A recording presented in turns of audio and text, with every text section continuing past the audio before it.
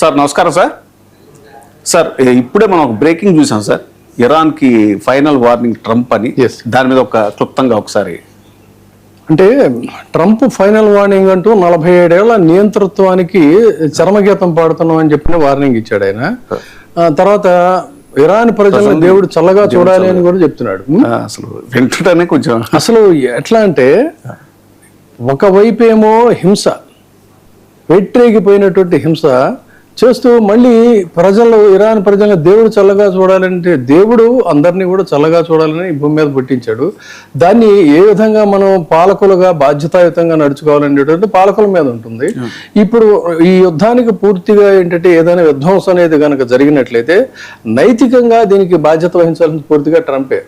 ట్రంప్కిను లేకపోతే అమెరికా అధినేతలకు ఎవరికైనా సరే యుద్ధకాంక్ష అనేది ఎక్కువగా ఉంటుంది.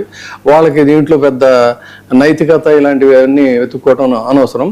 కానీ ఏదైనా కూడా ఆత్మాభిమానం అనేటువంటిది దేశానికైనా వ్యక్తులకైనా దెబ్బతిన్నప్పుడు ఖచ్చితంగా చివరకంటూ కూడా పోరాడతారు తప్ప రాజీ పడటం అనేటువంటిది ఉండదు.